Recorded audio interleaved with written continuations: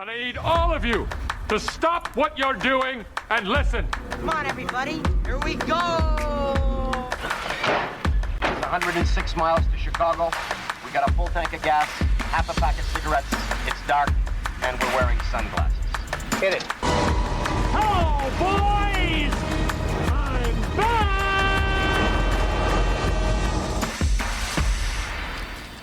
Well, hello, everybody. Get ready to rev up those engines and join us for the Filmbox podcast. I'm your host, Aaron Souza, and I'm joined by the usual crew. It's Connor and Sam. And today, we're doing a review of Corvette Summer. Vroom, How you guys doing? Vroom, vroom. It's it's the fourth episode of our Summer of Fun. One way to wake you up in the morning, Aaron, with the loud intro. Jesus, it was so loud. Cracking. Nice cold one with the open. Boys. Cheers. Nice cold energy drink. What flavor you got? I got. Oh, Yeah. strawberry citrus. I have one of those sitting over there too. Nice. We're not sponsored by Sparkling Ice, Yeah. but goddamn, is it delicious? We're just ripe at 8:54 a.m. for us East Coast boys. Yep. But anyways, how you guys doing? It's early. Right? Yeah. All right. Well, today, like I said, we're we're starting off hot. Today's our we're continuing our Summer of Fun. This is episode 4, and our last movie of this month's theme, which is movies that have summer in the title. This week we watched Corvette Summer, starring Mark Hamill and Annie Potts. But before we get into that review and before we do all of that other stuff, guys, what have you been watching lately? I'll go. Because I haven't seen that many. Shocking. But there's one 2024 movie that I've watched recently, and with the rest of my time, I've been trying to knock out my watch list. So, started off with Fallen Angels. I saw the TV glow. And then we jump back to There Will Be Blood, Corvette Summer, Pride and Prejudice, Cat on a Hot Tin Roof, and Dog Day Afternoon. You know, you say you haven't seen a lot of movies. For me, But how many is that? That's like one a day, 2, at 3, least. 4, 5, 6, 7. Yeah, I guess so. But I watched 3 yesterday and 2 the day before. A slow day at the office, I guess. How'd you like There Will Be Blood? Dude, that is fucking insanely good. Yeah. It's one of Daniel Day-Lewis is one of those actors who I know he's really good, but I've noticed I just haven't seen anything he's in. Oh my god. Hey, that little milkshake thing at the end of the movie. Give me a little chill. Oh my gosh. Spoiler. You need to watch the movie. It's been 20 out years for over old. 10 years. 20. Yeah. That's the most nondescript 20-year-old thing if movie. you have never seen the movie. Yeah. Oh boy. Well, I've watched 4 movies since we last recorded. The day that we recorded the last episode, I went and saw Inside Out 2, which was good. Not as good as the first, but still good. I liked it. Review is actually coming out today when we're recording this, so. And then I had the opportunity to watch Daddy-O with Sean Penn and Dakota Johnson. Wow. I mean, it might not be for everyone, but it was phenomenal. It reminded me a lot of almost like a foil to something like Before Sunrise, or the Before trilogy, because it's not a romance movie, but it is a movie that takes place entirely in this dude's cab in real time as these two complete strangers talk about life and their problems and all that kind of stuff. It blew me away. Absolutely blew me away. So that was great. Watched School of Rock, surprisingly, for the first time. Never seen School of Rock before. Really? I know. It just was one that kind of flew under the radar for me, even though I'm a musician and I'm big into that. you know, that stuff. Just never watched it. Oh man. So now I can say I have. And then, of course, Corvette Summer to wrap up the week for me. Nice. I've seen one less than you. Just pause. just all of that was perfect. Just the long pause. Nice. I've seen one less than I've only seen 3. I watched Inside Out 2. Again, I agree with you, Aaron. It wasn't as good as the first, but it was pretty good. And then I watched Clue. And Great movie. yeah, it's great. I love that one. And then I watched Corvette Summer. So not a lot, but I've also been watching a lot of TV shows with all the TV shows coming out this month. As we've said the last couple episodes, it's been a crazy couple weeks of shows releasing. Yeah. Sam, how would you rank the shows you've been watching? So I've been watching The Boys, The Acolyte, and House of the Dragon. Is your bronze? Last place is The Acolyte. I don't think that's a hot take. No, I think that's it's the not. majority of fans, even though it has like an 80-something on Rotten Tomatoes, which I don't get. But I don't know. I haven't really decided yet on which one's better. There's only been one episode of House of the Dragon, so Honestly, I have a hot take around The Boys. I do like The Boys, but I find myself watching more for the absurdity of the film rather than the plot at this point. Because the past couple seasons, the plot has basically gone from like, we have a structure to we're going like this, just whoa, just all over the fucking place. I think season 4 is probably the weakest out of all the seasons, the latest So one. far. So I think it's. I'm trying to just follow. Like, I'll be honest. The Huey and Huey's dad, sad. Don't really care that much. Don't care. Don't give a Everything shit. with Homelander has been fucking awesome, though. Awesome. That last episode too. Whew. Just blowing a dude's dick off. And not in the sexual way. Not the way you would think. Yeah, no, I don't know. I've always found that The Boys is like really a jumbled kind of mess when it comes to story, but the absurdity of it kind of and the good performances. I mean, Anthony Starr as Homelander is phenomenal. He's such a good actor. You know, Carl Urban, his whole shtick is kind of starting to fade on me a little bit because he's the exact same dude. It's like, oi, I'll tell you what, you go fuck yourself. And that's it. That's his whole character. This is every episode. He's like, oi, I know I'm an asshole, but I'm going to be an asshole. I'm glad they brought in Jeffrey D. Morgan, though. Yeah. I love him. Yep, that was good. And there's actually a talk of bringing Jared Padalecki, too. So they're just going to make this to Supernatural 2.0. I did see he's going to be in season 5. Oh, man. But yeah, that's my opinion on that. But the Acolyte, I agree, is definitely the worst of the bunch for now. Yeah. We won't go into that. Rough We can go. rough time to be a Star Wars fan. It's just look. The show started fine. The third episode was a waste. I hate. You know what I hate? I hate when shows do 8-episode seasons and they spend a whole episode on backstory. It's like a whole filler episode that's just, we'll take a break from what's going on now to give you the background for everything. And it's like, you don't have time for that. You robbed us. Have an 8-episode run. They've robbed us of a Wookiee Jedi. Son of a bitch. Yeah. And then the most recent episode, it's like this whole thing was hyped up, like, Wookiee Jedi, yeah, woo! And then the most recent episode, he was just dead.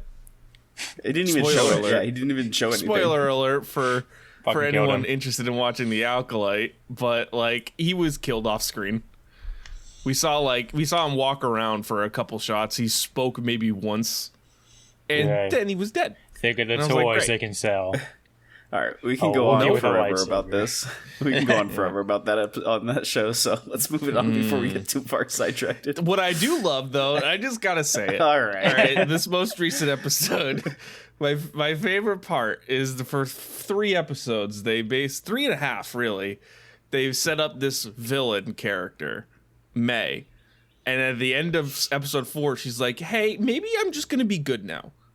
Yeah, Out of nowhere. out of nowhere. And I was like, "Huh? They didn't Wait." build up anything to it or anything No. like that. It was like she's like, "I'm gonna go kill this Jedi," to then 5 minutes later, like, "Hey, maybe I shouldn't do that and instead turn myself into the Jedi." I saw that. I'm like, this is It's like, what? I saw that. I'm like, this is gotta be a joke, right? Like, this has gotta be a joke. I'm so confused. Stupid. Whatever. Just. Let's see. There's still time. There's still time to redeem it. But Yeah. Not hopeful. all right, let's move on. Connor, you got a connections for us? I do. Oh wait, I was streaming it already. Yeah, so take your mind off Star Wars. We got connections. Might be a little harder this time, but I can give you some hints along the way. John. We have Leo DiCaprio, Ray Romano, Elton John, Christopher McDonald, Jennifer Aniston, Martin Lawrence, Whoopi Goldberg, Paul Rudd, Daniel Stern, Damon Wayans, Dan Aykroyd, Johnny Depp, Ben Stiller, Mel Brooks, Viola Davis, and Jamie Foxx. Oh boy. Yikes. Ooh. Oh boy. Oh boy. Oh boy. Oh boy. And I'm going to give hints. Well, Dan Aykroyd was in Ghostbusters. Dan Aykroyd also played a musician in a movie. Blues Brothers, Same right? with Jamie Foxx. Elton John is a musician.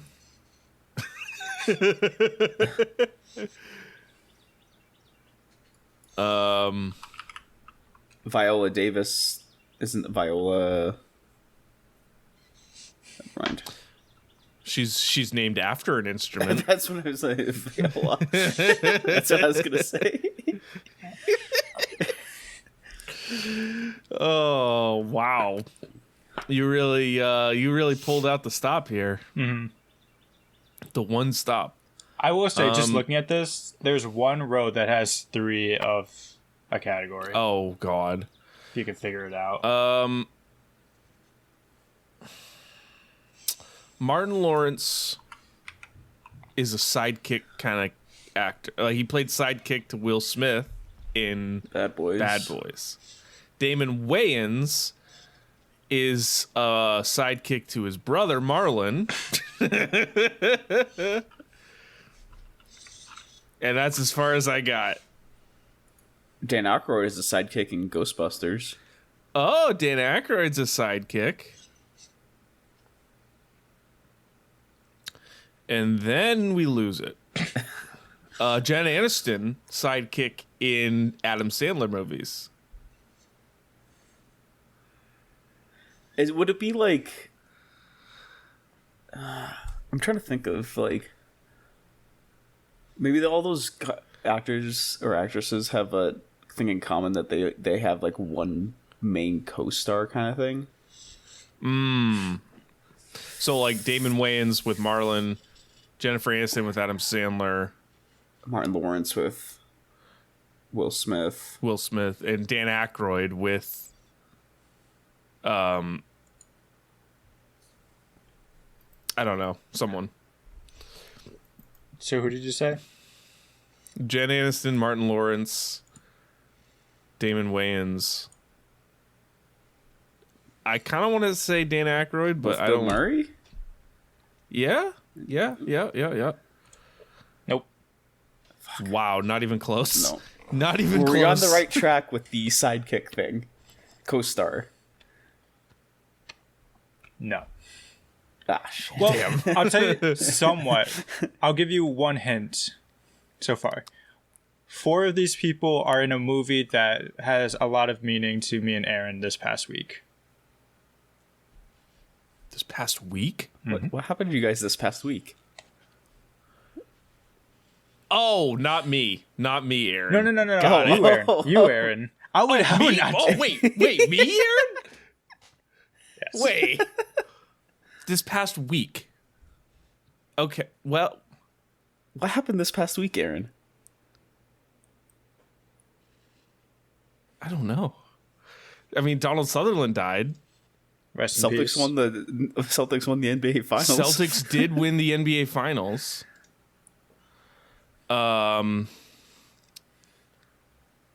So maybe these are like maybe one of them is like famous. There's no one here that would be like a famous Celtics fan though. Like I'm not seeing Mark Wahlberg or anything like Mark, Donnie. that. Mark, if you had Mark, Donnie, and his brother, and I would have been like, oh okay. Gucci Mane.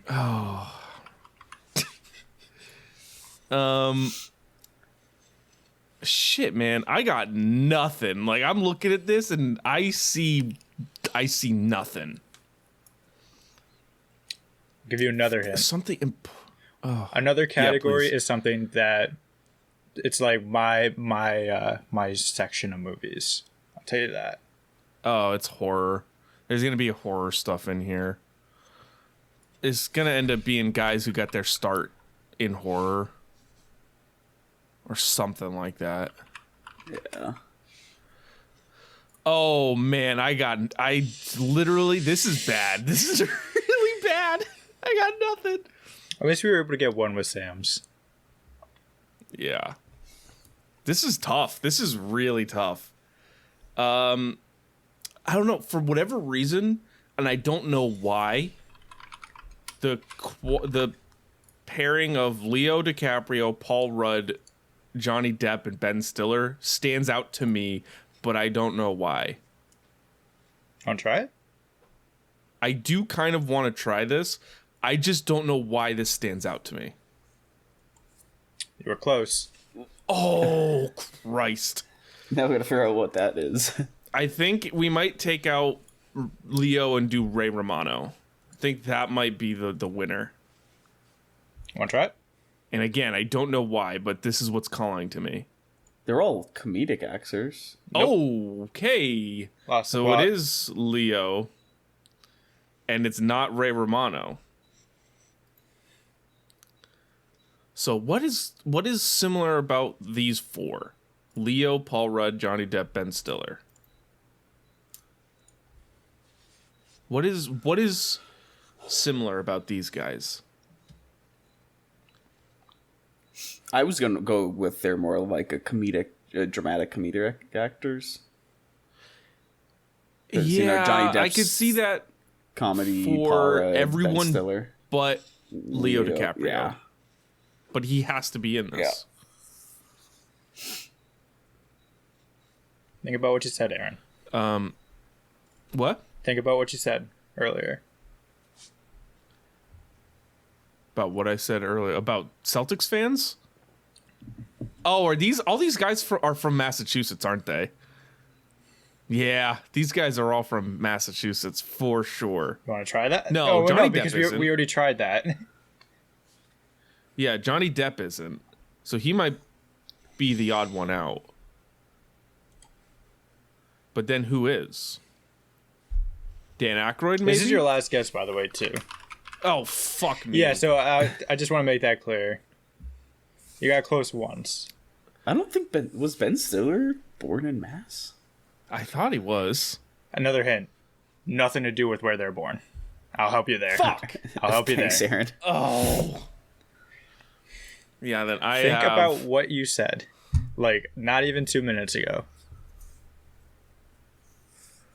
You don't know why they have anything in common? That thing? A little further back. When I Oh, brought I up remember that. why my other hint about the genre. Oh, yes, it is. It is going to be guys who got their start in horror. So who got their start? Ben Stiller might not have gotten his start in horror, but the other 3 may have. or have done horror films. Would you count now, Connor? The way I believe Connor's mind works, does he count the Scary Movie films as horror? Because then that pulls Damon Wayans into this category.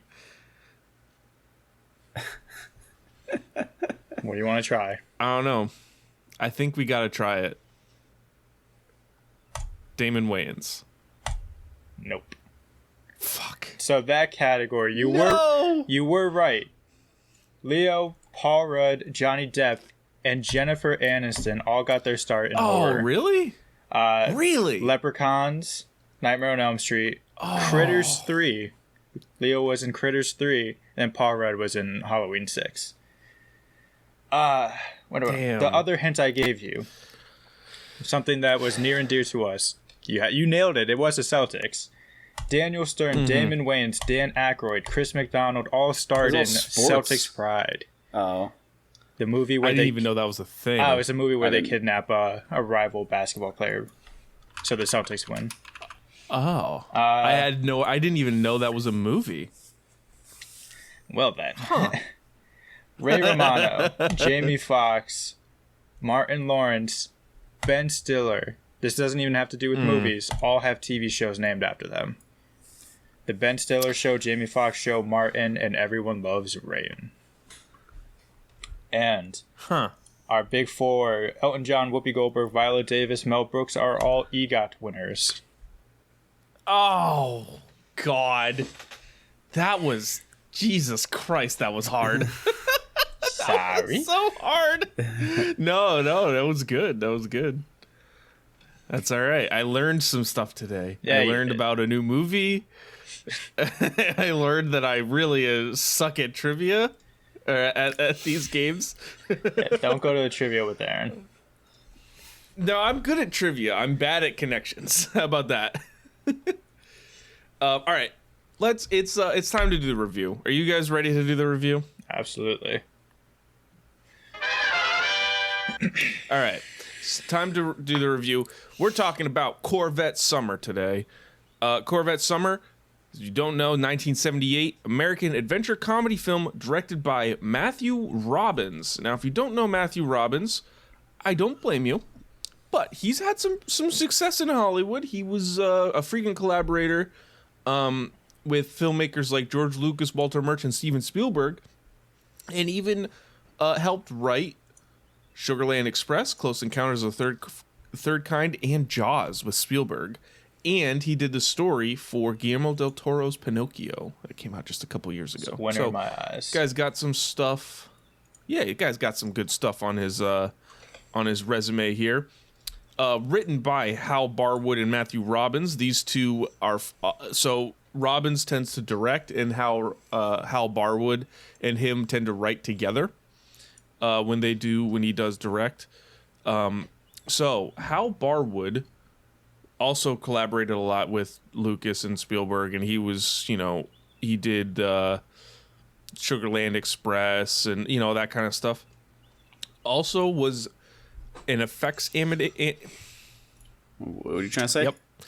An effects animator on George Lucas's debut film THX 1138, which is kind of a neat little piece of trivia.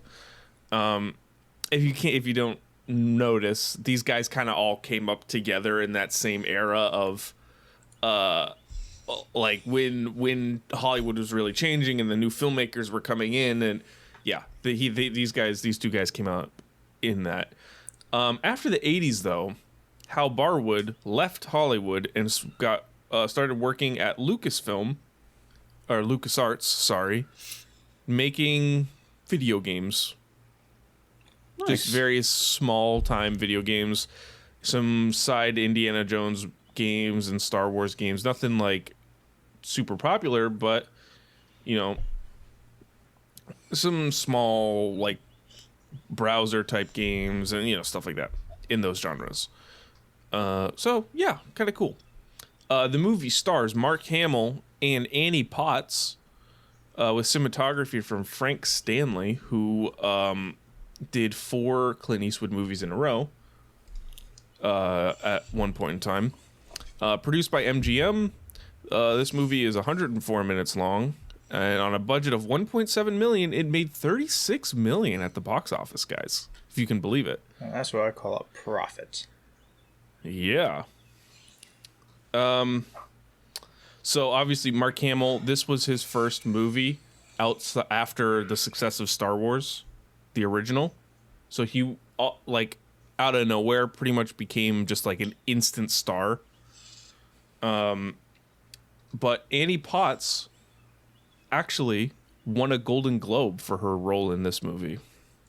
Good for her. Yeah. Oh, sorry. She was just nominated for the Golden Globe. My bad. My apologies. Still good for her. Yes. All right. Sam, you Yeah. got some reviews for us? I do. So, as usual, Rotten Tomatoes. The critics gave this a 56%. Nice. With an audience score of 43%. Nice. So, not great. That's, you don't see that very often in like legitimate movies where the critics are higher than the audience. Yeah.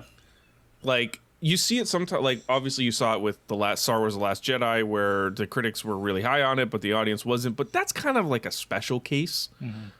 It's rare that you just see like a random movie like this that has a higher critic score than an audience score. Well, even with us, too, Challengers had an 88 with the tomato meter, but a 73 with audience. Yeah, it's weird. Mm-hmm. And that's our biggest First off, don't know what the audience is watching. That movie's great. Yeah.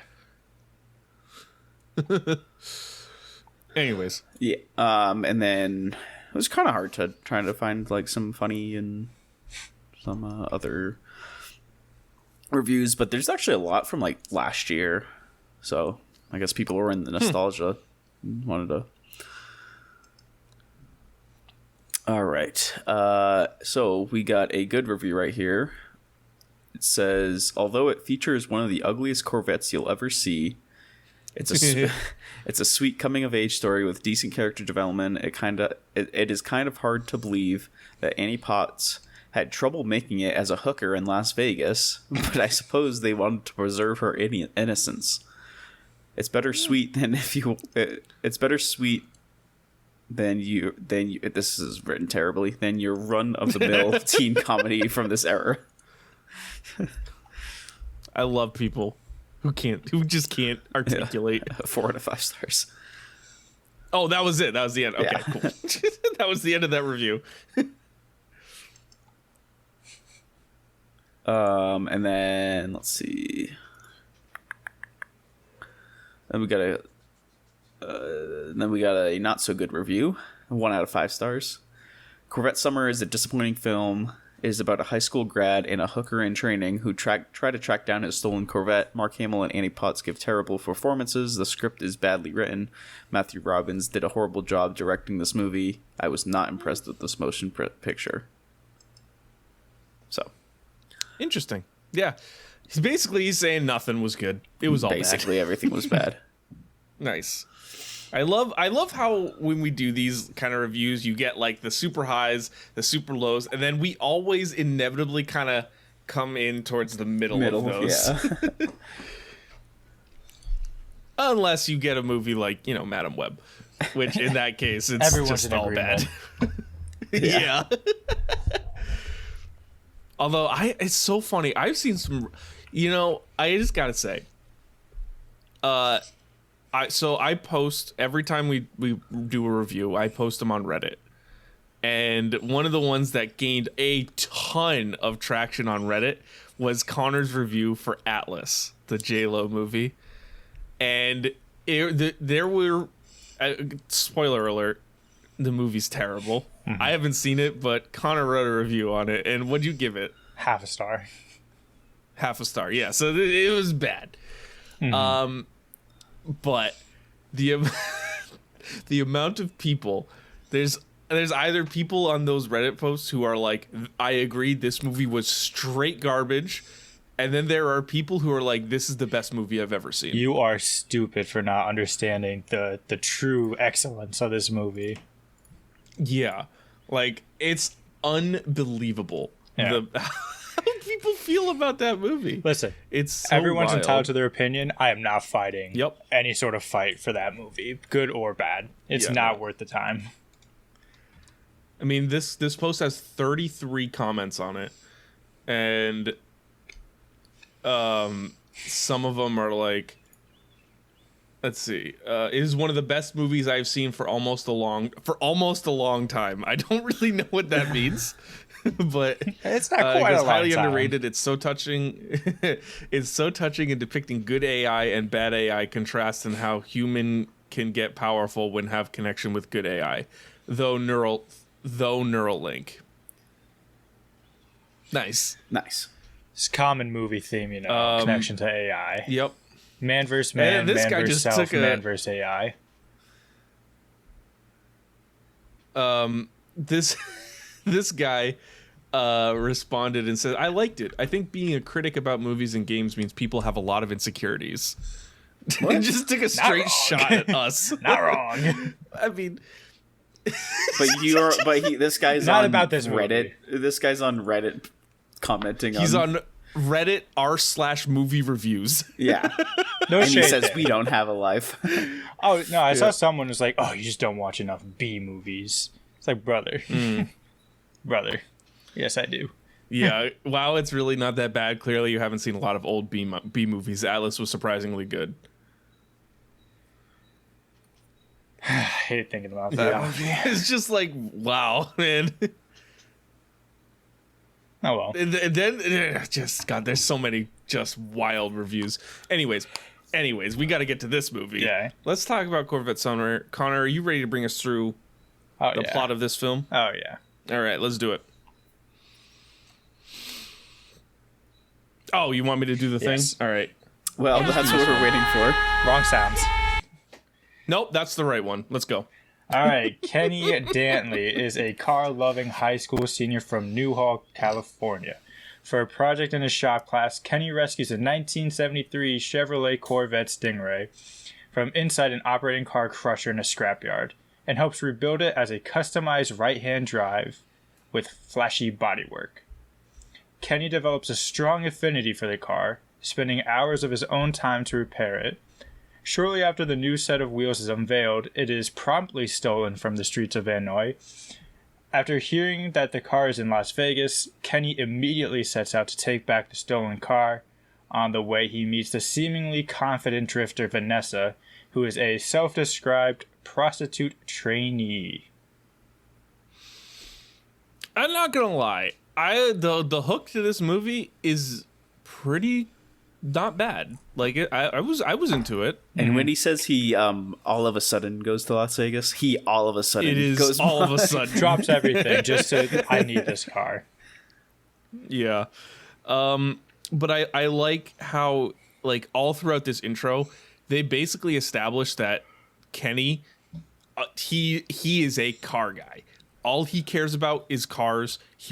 All he cares about, all he thinks about is this Corvette. He's a terrible student, doesn't have a social life, kind of awkward, fucking loves cars, man. He just loves cars. and he's a virgin. Yeah, And he's, yes, as we learn later. he's- Well, it's funny because I don't know. I've never worked on cars before. Maybe it's just different when you like save one from literally scrap heap. Mm-hmm. It's just a car. Like if it gets stolen, Yeah. like when it gets stolen, he is about to murder the kid who left it unattended. Yeah. Like he's interviewed by police, and Kenny just like jumps over everyone and just starts wailing on him. Yep. Yeah, I mean, it is. It's a little bit like. I mean, like, I'm not a car guy either. But I can understand if it's like. I mean, that's like a nice. Like, if it was just like a Honda Accord, I'd be like, okay, whatever. But this is a nice car that they saved and Spent time rebuilt on, yeah. themselves, Yeah. and they spent all that time on it, so I could understand it a bit more. But yeah, you're right. I mean, he was like ready to murder someone. And the kid, it's not like he just like left it unattended. He took the keys. The teacher told him to go in, grab Cokes for everyone, and then He did what he was told, and the car just happened to be stolen. I do love though how fast it gets stolen. Yeah. Like he takes it out for like to show it off, and 10 minutes later it's gone. Yeah. Mm-hmm. It's so good. I also like the beginning part of this movie does a really good job with the pacing, and I say beginning part of this movie because we'll talk about that later. But it felt proper in that like it was moving along. Like they didn't draw out the time of him trying to repair the car. Like they saved it, they repaired it. It was done. You know, it wasn't long and drawn out. They had a little montage of them building it, rebuilding it, whatever, which was cool. I like it a lot, but I mean, they don't waste a ton of time. Yeah, but they spent enough time for like to give us some kind of backstory. Yeah. Yes. Yep. And I mean, really, and the only backstory you need is that Mark Hamill just loves cars. That's the only backstory. He loves cars, man. In the intro, I thought he was going to jump in the crusher with the car. Like, no, save it. No. And that would have been a very quick movie, though. 5-second films. Yep. So yeah, then he gets the tip that the car was spotted in Vegas. Mm-hmm. I mean, maybe it's just a sign of the era. Like, obviously, this is the 70s, but he literally just straight drops everything. It's like, I'm going to Vegas right now. Mm-hmm. His mom doesn't even And care. no one cares. Well, that mom is kind of a deadbeat, but Mm-hmm. no one cares. Yeah, just hitchhiking. Yeah. The hitchhiking, the first one with the first guy. The lowriders. He's like, oh, you're going to Vegas? And like, yeah, and the lowriders, and he gets in the car, and they're just slow. They're just cruising. Just like along the road. I was like, wow. Literally. So stupid. Yeah, Vanessa, what do you guys think? Miss Annie Potts. I mean, I mean, her voice is a little annoying. yeah, I bet. But I mean, I think it's an interesting character. I don't like the way it's written. A prostitute in training is stupid. I don't even know what that is. Respectfully, what's the training? Yeah, right. There's not a whole lot it's of just training in that experience, going on. Training. Yeah, you have to hit this count of people before this date. You get your and then you'll be certificate. good. You get a certificate. They mail it to you. Congratulations. Like an online it's degree. like one of those cards that you open up and you open up the card and the streamers poof out and it's like, congrats. Congratulations, you now have 3 STDs. Oh man. Congrats on your 3 STDs. We're so proud of you. I did like this. It's like a graduation card. Yeah. I like the scene where she's like, how much do you think I'm worth? And he's like, I don't know, $15. And she was like, what? And he was like, 50. 50. 50. Yeah, and I was trying to think too when he said 15. I was like, in 1970, is that a lot of money? Like, I don't know if that's a lot of money. And then she was very fast, like, ooh, it's not a lot of money. Well, speaking of money, when he went, I don't know if this is the section or not, but when he goes to that little hamburger shack, he gets a hamburger, fries, and a drink, all for like $4. Oh. I wish. Like, I wish, dude. Yeah, I was surprised it wasn't less, to be honest. So, $15, I'm assuming it's 1978, is $70 in 2023 terms. Damn. Huh. I mean, that still feels a little bit low for services rendered. Yeah. 50 is $233. Jesus, that's a bit better. You would know. There is something I want to point out before we move on, though. How the music in this movie, it's not great. I don't know. Yeah. There's a couple instances, like in the lowride or in the hitchhiking section. Mm-hmm. It's just weird. Doesn't really match. It feels very, maybe it's like the era, but it feels very disco-y. Like, it just doesn't really match what the movie's going for. Yeah. Maybe that's just me. But I mean, I just didn't think it stood out. You know, sometimes some movies have that standout soundtrack or whatnot, but yeah, it just didn't stand out. Also, I think there was a serious missed opportunity here because she picks him up and like, where are you going? Oh, we're going to Vegas. Well, they have the little talking scene, and then they're in Vegas. Mm-hmm. They're just there. They got there. Yeah. There was no like this. This would have been a lot better, I think, if they had drawn out the road trip a bit more and cut back on the Vegas stuff a bit more. Mm-hmm. Yeah, I can make the that. movie like a road trip buddy comedy would have worked so much better than just she literally got in the car and then 30 seconds later they were in Vegas. Yeah. I was like, okay, whatever. Yeah, I think this movie was very much just like, we're here for the car. This little romance is we'll get there. We'll get there. Yeah, right. Yeah. All right, are we ready to go to the next section? Yeah. All right, let's do it. After exploring the strip, looking for the car with no luck, Kenny finally finds work in a Vegas car wash. He spots his car on more than one occasion.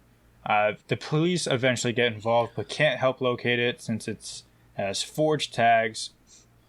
He has many chase scenes trying to get the car, including one on a bike, where he tracks it down to a local garage where he has an incident with the garage owner, Wayne Lowry, before being locked up and being bailed out by Vanessa. Mm-hmm.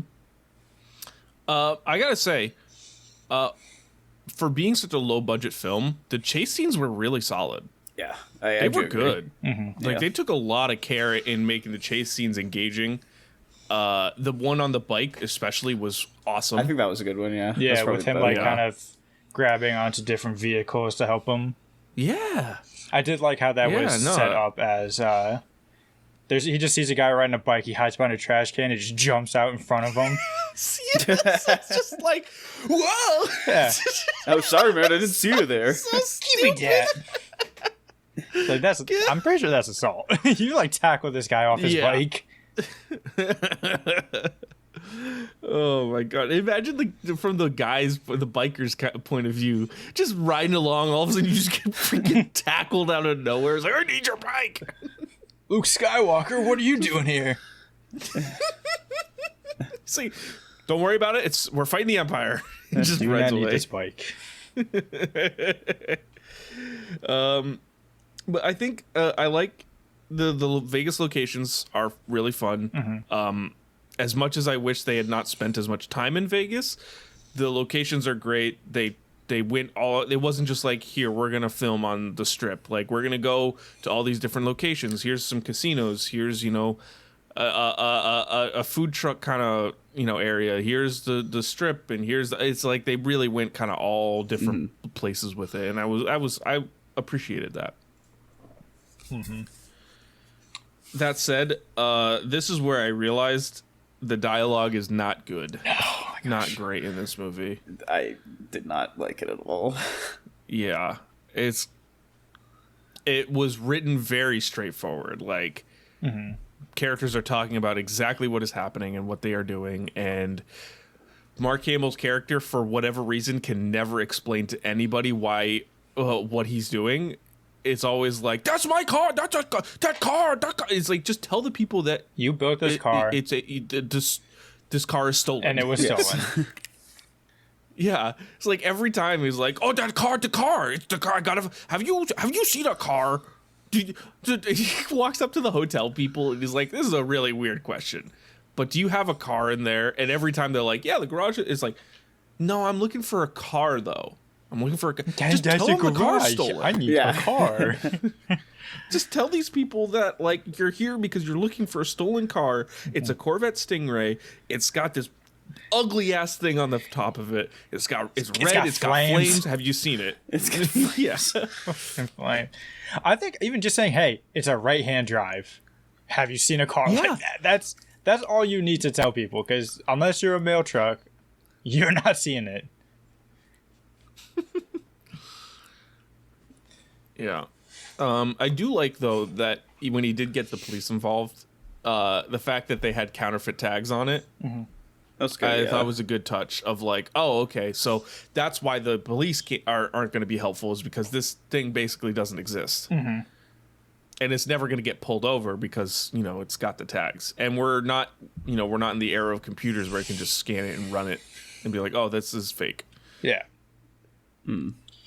I do like too. I think this is the section of the movie where we get more of the dynamic of Vanessa and Kenny.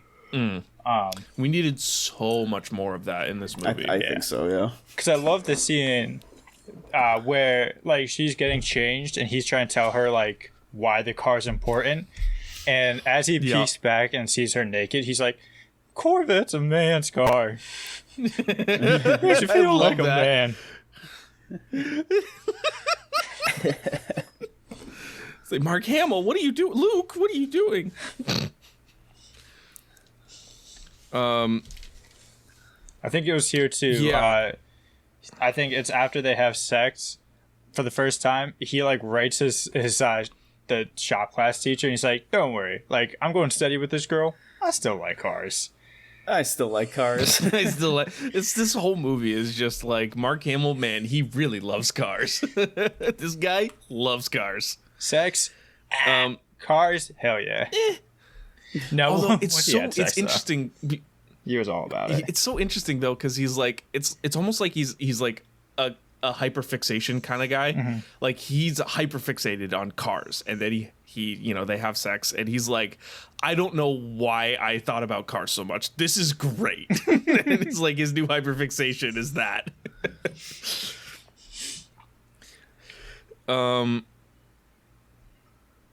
I do like also that there are like, as we mentioned, with all the chase scenes and stuff like that, there are snippets of him actually seeing the car.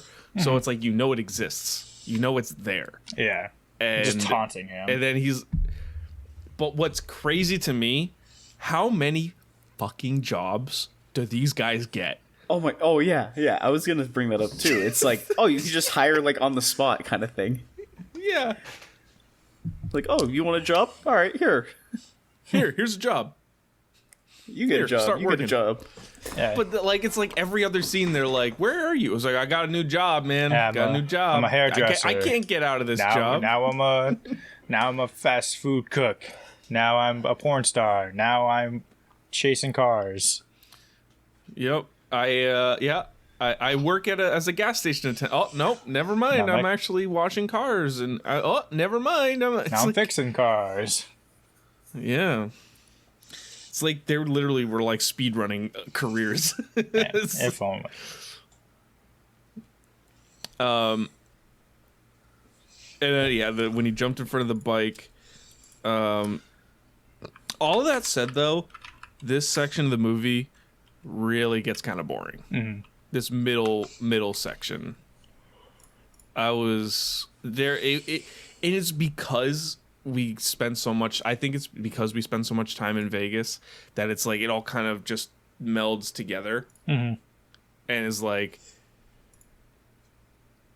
all right, whatever. I mean, it's the same stuff just over and over. Like, yeah, you got a new job, saw the car, chased the car, lost his job. Got a new job, saw his car, chased his car, lost his job. It's like we could have done without some of that stuff and just prolonged the.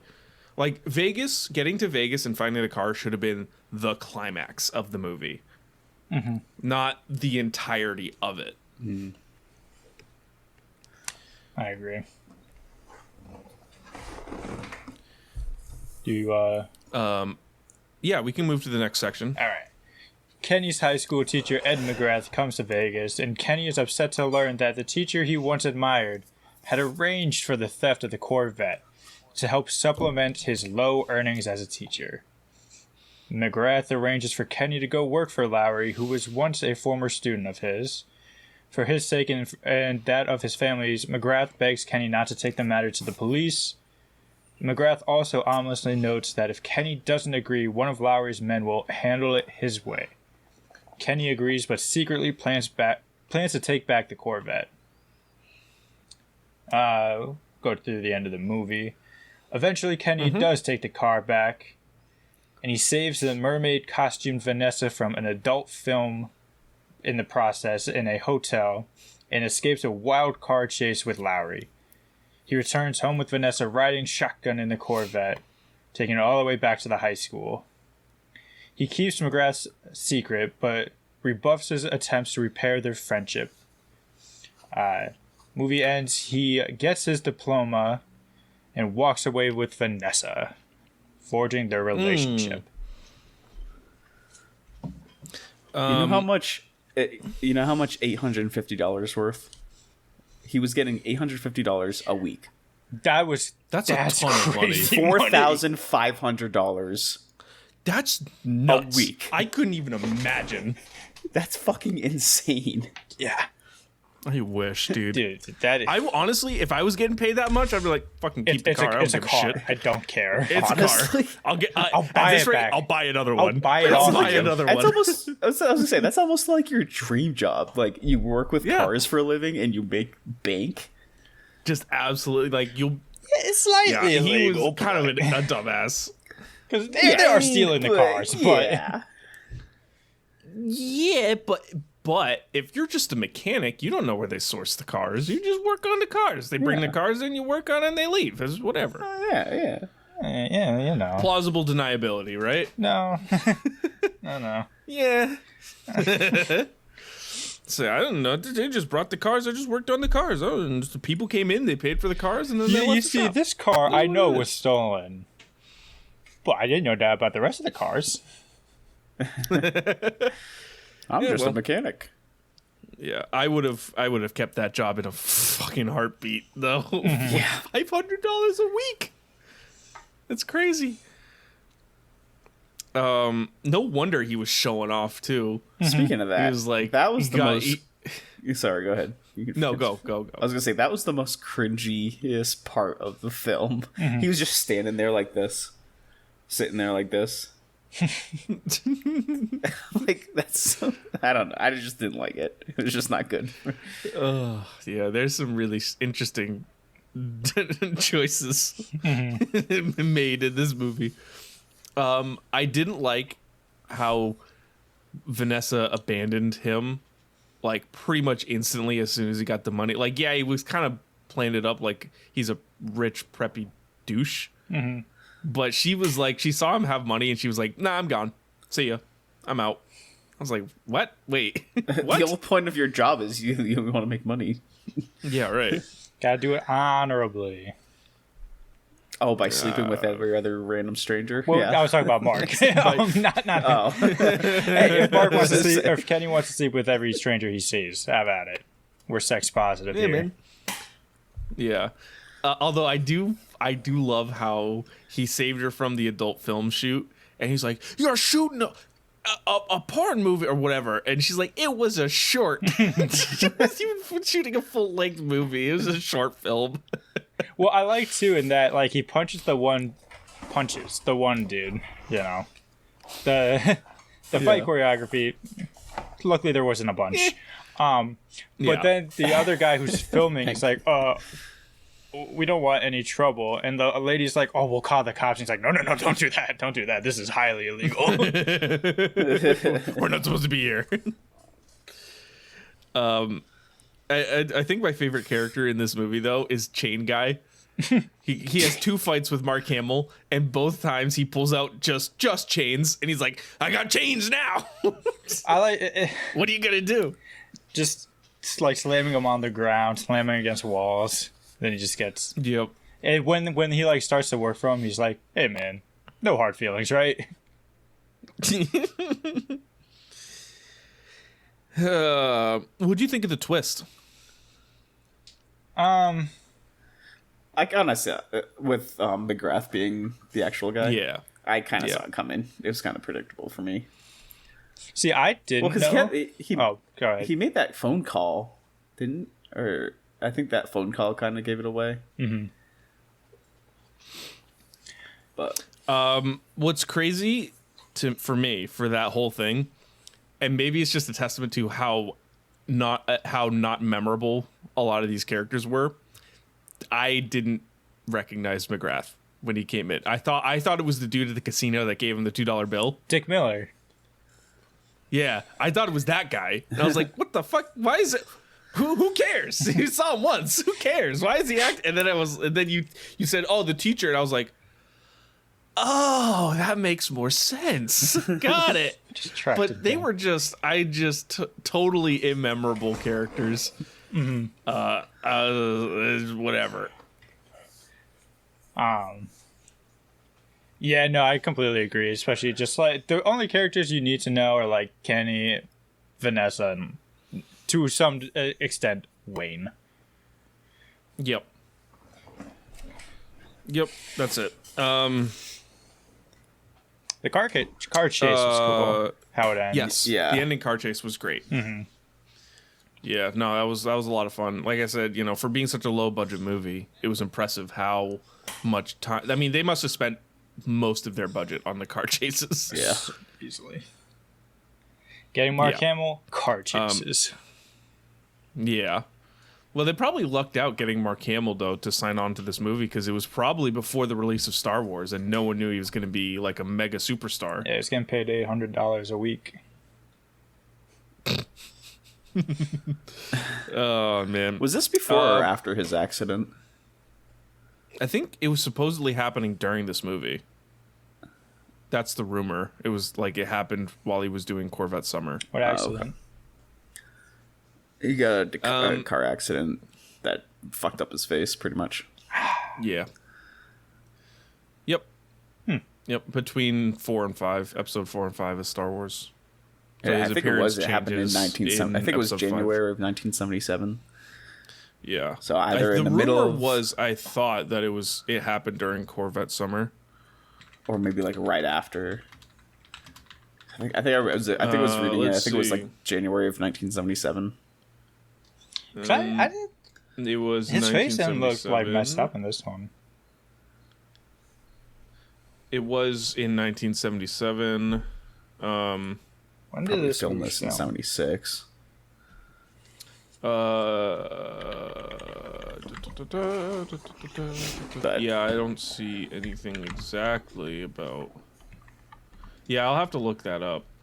But yeah, no, it was. Yeah, they had to do reconstructive surgery on his face after the accident. Damn. All right. Anything else for this movie that you guys want to mention? I think we pretty much hit it on the head. I think it's. I guess not poetic, but that they just return the car right back to the school. They don't try to just take it for themselves. Yeah. Yeah. What did you think of the ending credit scenes, like them washing the car and like panning out, kind of like the credits panning out? Didn't even know that was the thing. Didn't even. Aaron was I like, didn't watch I'm that far. out. The credits started. And I was like, "Yep, we're done." I didn't even know that was a thing. I think it is very satisfying to watch like a mud-soaked car just get a bath. Yeah, because they're just I throwing do water remember on that it. part. Yeah. Just all pours. I was like, I you do know, remember that part. I can stay here for a couple of extra seconds. Yeah. All right. Let's go to our final scores. So first off, we've got the acting score. For me. Oh no. If you want to go first, you Well, I can. was just gonna say Okay. I can keep it short and sweet, but you go because I can go Yep. after. So acting, I mean, it was solid, a bit above average, I think. Mark Hamill was great. Annie Potts was, even though her voice was particularly annoying throughout the movie, she was still, I think, having a nomination like that was kind of deserved. It was a pretty good performance. Everyone else, though, immemorable. Didn't care about him. The only other good guy was what's his face that gave him the $2 bill. Dick Miller. That was the only other. Yeah, Dick Miller. and only for the scene where he bet $100 on a coin flip For $4 worth of burgers. for $4 of food. Yeah. So I gave the acting a 3 out of 5. I was a bit lower. I gave it 2 out of 5. I think it kind of went hand in hand with writing. Just a lot of the lines were not great. I thought, and to your point too, no one was really that memorable outside of like the big two. Yeah. I was right in the middle of you guys, so I gave it a 2.5 out of 5. It was average acting, like nothing too big, nothing too like that wasn't too bad. I'm gonna probably tie this into acting and writing, but like I really think that Kenny and Vanessa, they were really like whiny characters almost. I don't know. That's what I took away from it. They're like super whiny teenager, like young adults kind of things. But so yeah, just the average acting. Cool. All right, story concept. Who wants to kick us off there? I'll go. So I like the premise of the story. A couple things I wish they did instead. I didn't really think about the road trip, but now that you bring that up, Aaron, I think that would have built the relationship between Kenny and Vanessa a lot more. So so obviously at the end they got together, but like they were like literally on and off and saw each other like not a lot in Vegas. Like he got kicked out of the van like 3 different times. Yep. So I give it a 2.5 out of 5. Yeah, I was right there with you. 2.5 out of 5. I think pretty much like it was. The story was fine. It was too drawn out for what it had.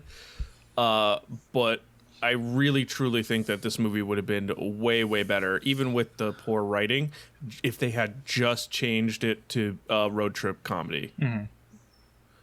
Of these two, because the characters are so interesting. I mean, you got Kenny, who's a car obsessed whatever dude who has no life experience outside of that, and you got Vanessa, a prostitute in training, A drifter.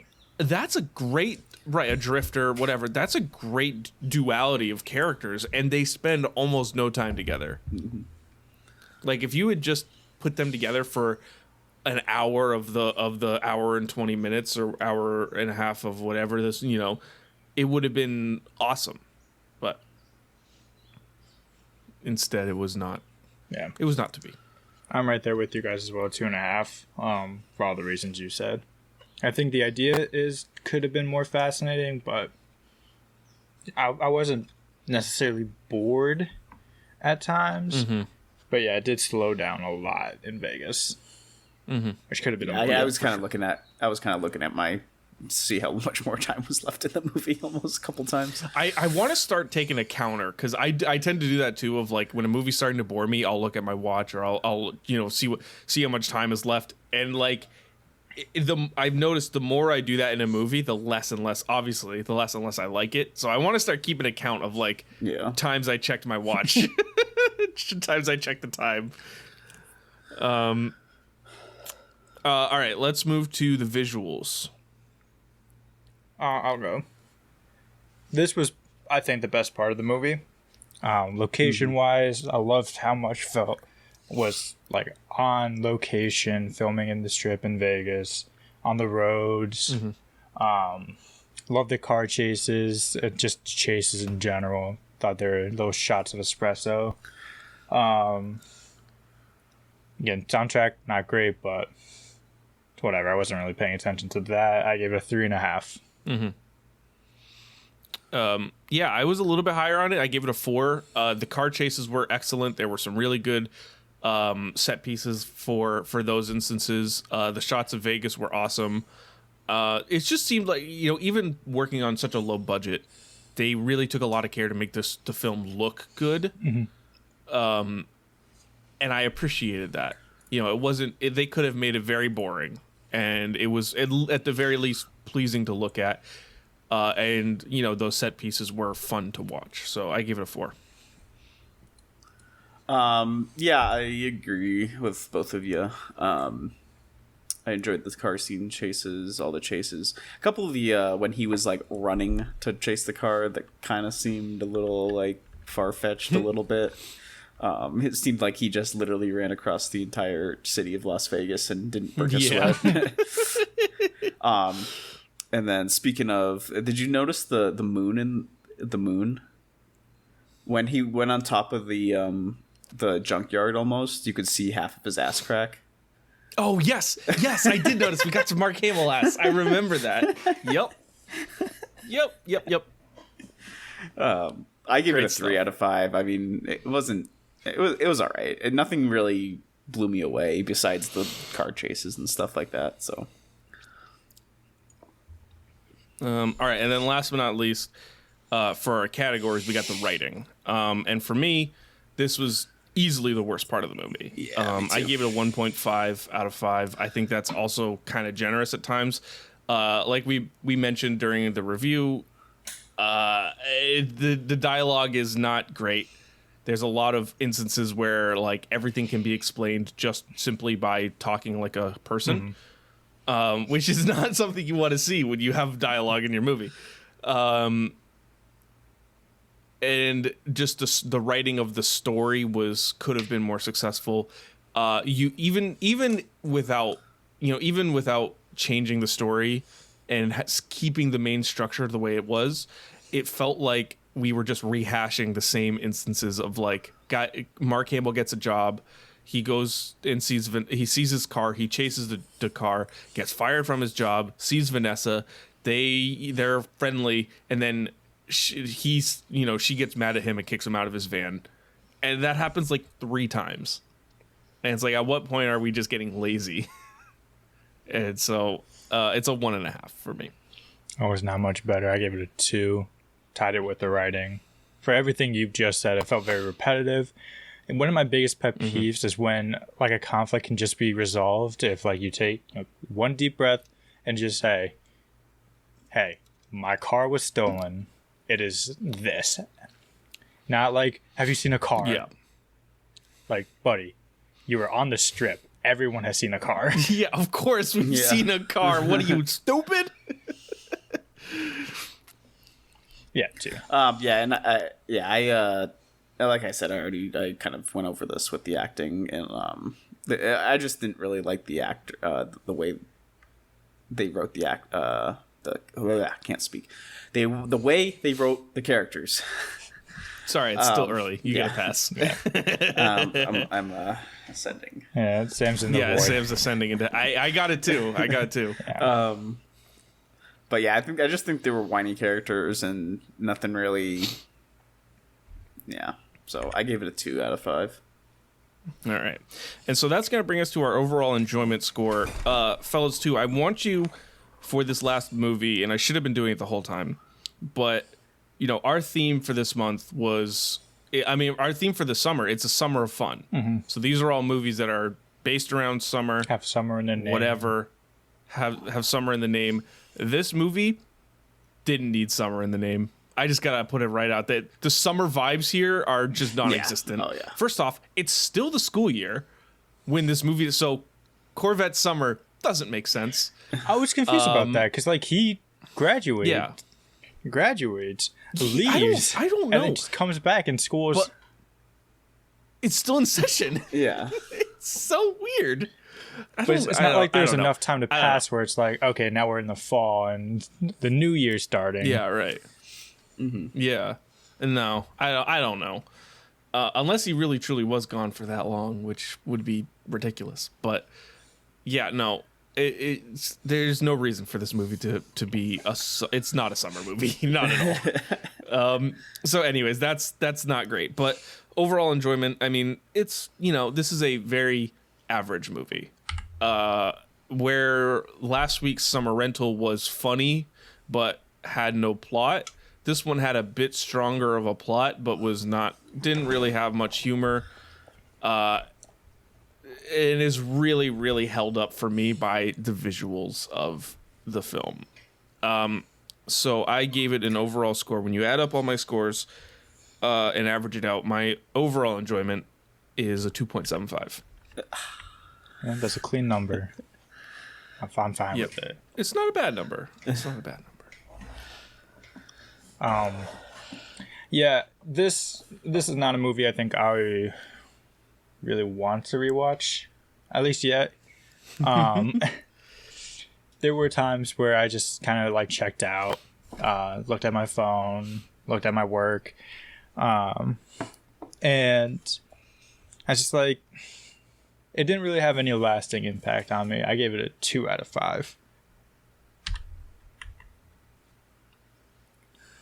Yeah, I mean, again, I agree. This is a pretty average movie. Nothing really held up except for the visuals, but then it was brought down by the writing and the acting and everything like that.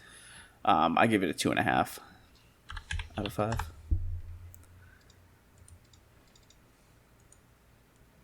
Okay. So that is going to bring us to an average score of, I lost it. Where did it go? 2.42. There it is. An average score of 2.42, which is 20th on our list. It's 4th to the bottom, so it's bottom 5. Yikes. Just above the 20 whatever to the 2000s Nightmare on Elm Street reboot. And just below Kung Fu Panda 4. So it sits right at that smooth 20th spot. Obviously, we talked about the rating difference, 13% rating difference. We're actually a bit, like we said before, we're right in between the high and the low. We're right kind of smack dab in the middle between the critic score and the audience score. So, yeah, not great. But we've got one more movie coming out, or one more episode coming out in the month of June.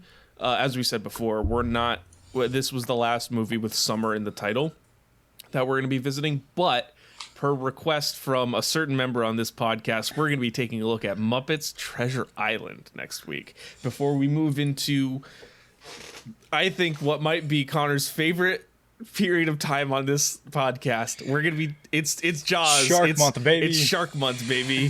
So all July, we'll be visiting movies about sharks. Yeah. To celebrate Shark Week, Shark Month. Celebrate me. And the anniversary, the 2-year anniversary of this podcast. 2 years? Yeah, 2 years.